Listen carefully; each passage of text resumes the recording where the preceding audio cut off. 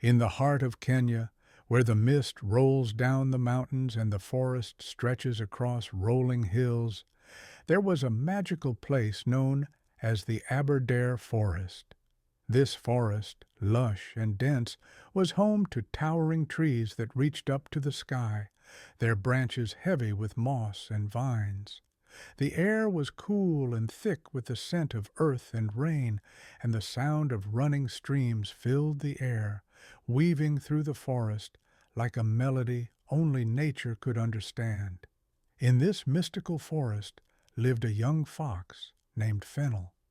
Fennel had a coat of deep red fur, the color of the sunset over the great mountains. Unlike the other creatures of the forest, like the wild antelopes and the curious baboons, Fennel was afraid of the dark. As the sun dipped behind the peaks of Mount Kenya and the mist rolled down into the valleys, Fennel would run to the safety of his den, curling up tight to avoid the shadows creeping across the forest floor. The dark, with all its hidden corners and secrets, seemed too mysterious, too full of unknown dangers. But one evening, as the mist settled over the forest and the stars twinkled faintly above, something unusual happened. Fennel was sitting beneath the large fig tree, staring at the sky, when a soft whisper caught his attention.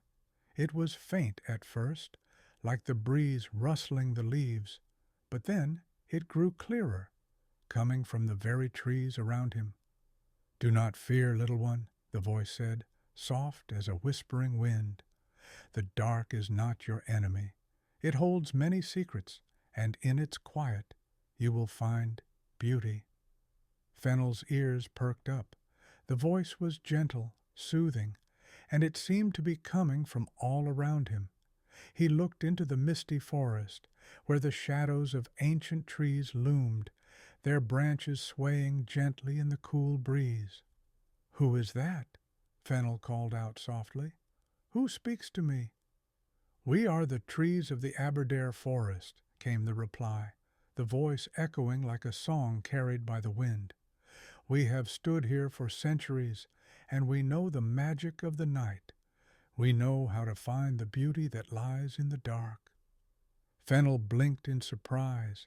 He had heard stories of the old, wise trees of the Aberdare, but he never imagined they could speak to him. The idea of walking deeper into the forest, where the trees whispered secrets of the night, made him both excited and nervous. But something about the voice made him feel safe. Perhaps it was time to face his fear. He took a deep breath, his paws shaking slightly, and stepped away from the safety of his den. The mist clung to the air, softening the world around him. The trees seemed to part for him as he moved forward, their thick trunks and twisting branches guiding him deeper into the forest. As Fennel walked, the whispers of the trees grew louder, their voices guiding him with gentle words.